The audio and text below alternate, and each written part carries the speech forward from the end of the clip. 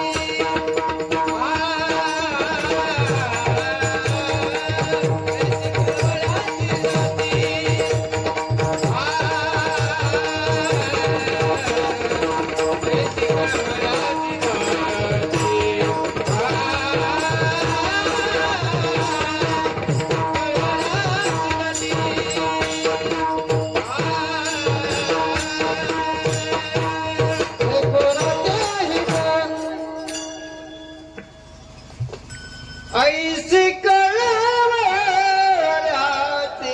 दाती ऐसी कळवळ्याची दाती ऐसी कळवळ्याची दाती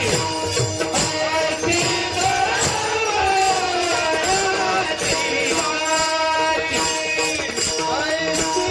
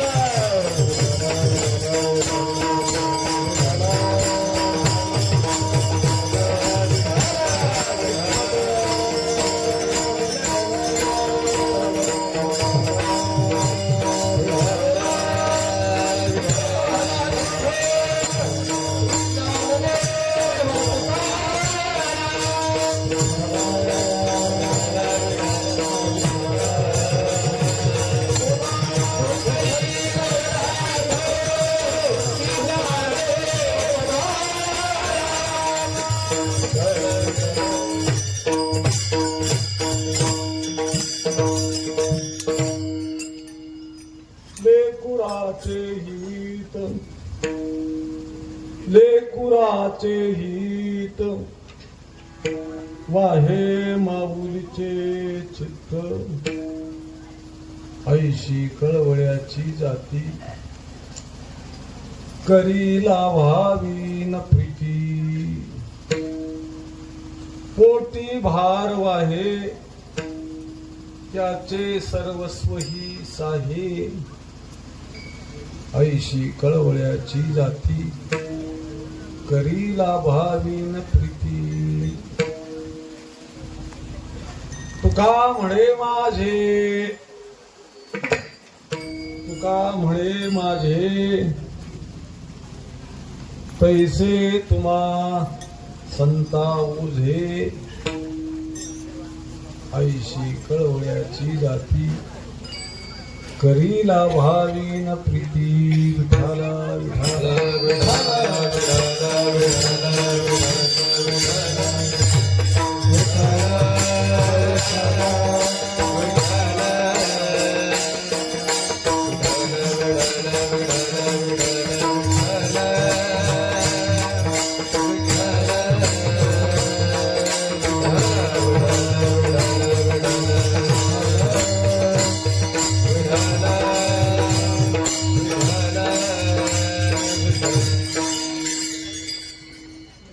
पांडुरंगा करू प्रथम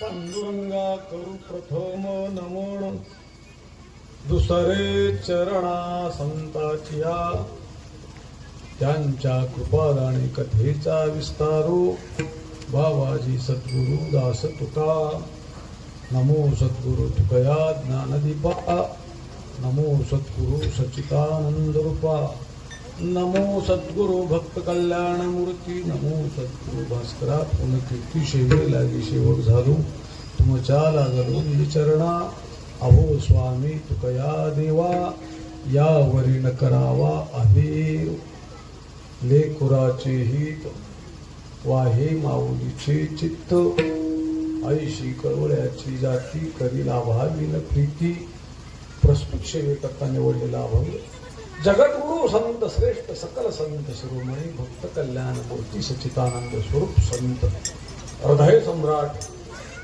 जगद्गुरु जगदुद्धारक श्री संत तुकाराम महाराज यांचा आईच्या प्रेमाचं विशेष असं अनन्य साधारण महत्व सांगणारा जगद्गुरु तुकोबा यांचा हा सगळ्यांच्या पाठातला परिचय संतपद प्रासादिक अभंगाच्या सेवेकरता निवडले. आज या ठिकाणी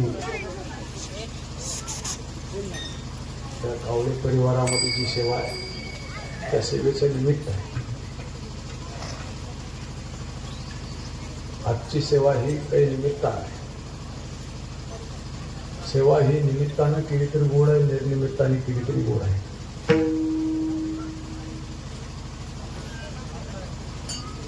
तुकोबारायांच्या उपदेशाप्रमाणे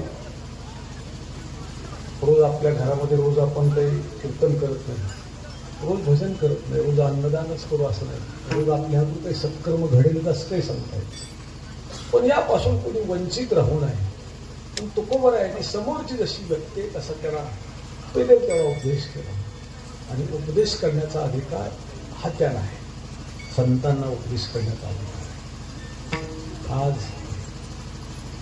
उपासना थोडंसं बोलावं असं वाटतं की आज तर उपदेश करणाऱ्याची संख्या खूप असते.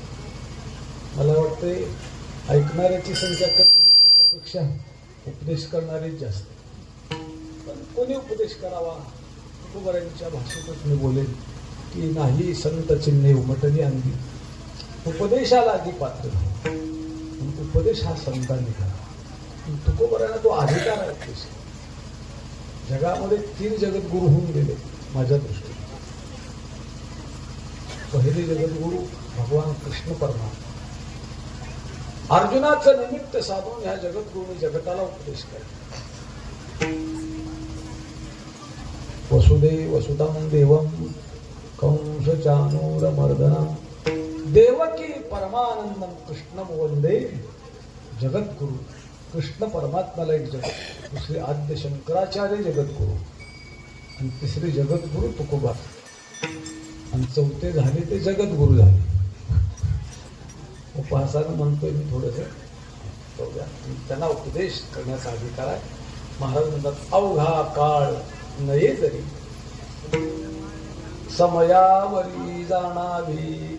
काही समयानुचित अशा प्रकारे आपल्या हातून सेवा घडावी. बरं तुकोबा तुला सतत नाही जमत. संतांच्या बाबतीमध्ये हा नियम नाही. संतांचं भजन, संतांचं नामचिंतन हे सतत आहे.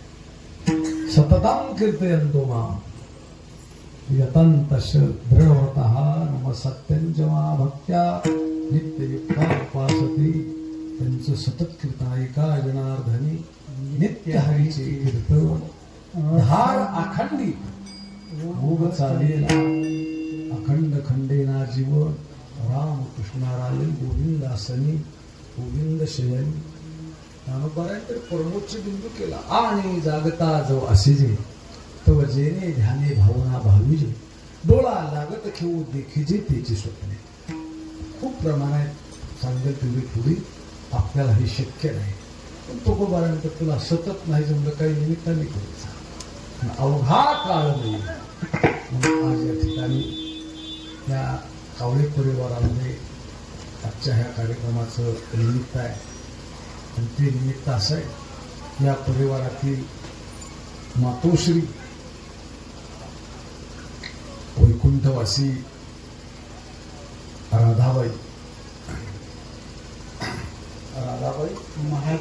महादेव कावळे या मातोश्रीचं आज पुण्यस्मरण आहे. आणि त्या प्रथम पुण्यस्मरणाच्या निमित्तानं त्या कावळे परिवाराने आपल्या आईच्या स्मृतीप्रित्यर्थ आजचा संपूर्ण जो कार्यक्रम आहे धार्मिक, तो आईच्या स्मृतीप्रित्यर्थ आहे. आणि इथं मला जास्तीत जास्त आग्रह आमचे भुजबळ साहेब, भुजबळ बाबासाहेब आणि त्यांनी केला. आणि कावळे परिवारांचा पण मला आग्रह झाला की आमच्या मातोश्रीच्या निमित्तानं पुण्यस्मरण आहे या. आणि मला निश्चितपणानं काही अडचणी आल्या होत्या, पण दूर करून या मातोश्रीसाठी मला यावं वाटलं. तर त्या वैष्णव होत्या, त्याने आमच्या जगद्गुरु तुकोबारायांच्या पालखी सोहळ्यामध्ये आमच्या ज्ञानोबा तुकोबाराय दिंडी आहे रामभाऊंची, त्याच्यामध्ये वारी केली. पांडुरंगावरती निष्ठा होती, गळ्यामध्ये माळ होती. आणि खऱ्या अर्थानं आशांचं पुण्यस्मरण व्हावं. बरं आज भजनदास महाराज पुण्यस्मरणाचा आता पेवच फुटलेला आहे. तुम्हाला अनुभव आहे.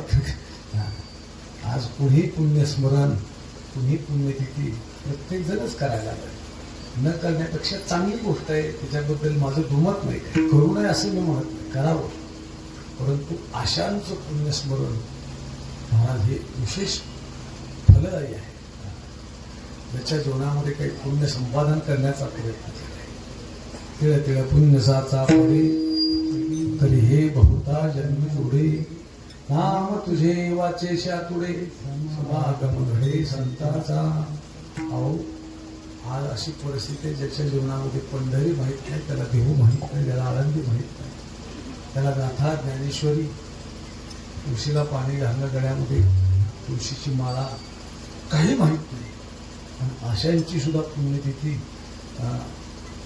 करावी लागते. बघ करणारी मंडळी आहे आणि कधी तर आम्हाला प्रसंगाला तर करावी लागते. महाराज हे करणाराचं दुर्भाग्य आहे, करून घेणाराचं पुण्य चांगलं. उद्या काही लोकांना पंढरी माहीत नसावं अशी महाराष्ट्रामध्ये काही म्हणतात. मी अनेक वेळा सांगितलं की माझ्या एका काही कामानिमित्तानं नागपूरला गेलो आणि नागपूरवरून माझं काम आटोपल्यानंतर परत 2 दिवसांनी परत निघालो आम्ही. माझ्यावरून जोडीदार होते आणि ट्रेननं गेलो आम्ही. ट्रेनचा प्रवास 2 दिवसाचा नागपूरहून पंढरपूरपर्यंतचा. आणि मग रेल्वेच्या डब्यामध्ये काही लोक बसलेले होते दुसरे पण. आणि प्रवासी म्हटल्यानंतर महाराज तिथं ओळख होते, बोलणं होतं, चर्चा होते. मग ती चर्चा सुरू झाली आभासी की तुम्ही कुठले आहात, आम्ही कुठले आहे, हे आपण विचारतो एस टीमध्ये बसलो तरी किंवा काय अनोळखी असेल. तसं ते आम्ही विचारलं तिथं. त्यांनी मला मी विचारलं, त्यांनीच सांगितलं आणि त्यांनी मला विचारलं, म्हणजे तुम्ही कुठले. आता मी म्हटलं मी जिथं राहतो तिथलं ठिकाण छोटं आहे, माहीत पडतंय का नाही सांगता येत. तर देहू म्हणलं सांगावं तर देहूलाही ते ओळखतात का नाही माहीत नाही. पण तुम्ही कुठल्यात म्हटल्यावर आमच्या महाराष्ट्राची जी आणि दक्षिण महाराष्ट्राची काशी समजली जाते, भाऊ वैकुंठ समजलं जातं, असं पंढरीचंच नाव सांगावं. म्हणून मी त्यांना म्हटलं तुम्ही कुठले महाराज. म्हणलं मी पंढरपूरचे आहे. पंढरपूरचे आहे म्हटलं. भुजबळ महाराज त्यांनी आम्हाला उत्तर दिलं, म्हणजे पंढरपूर कुठं आलं. महाराष्ट्रामध्ये राहणाऱ्या माणसाला जर पंढरपूरच माहीत असेल तर काय त्याच्या जीवनाला अर्थच नाही असं आमचं म्हणणं आहे. असो आशांची सुद्धा पद्धती होते. म्हणजे मला विषयांतर करून सांगायचं नाही.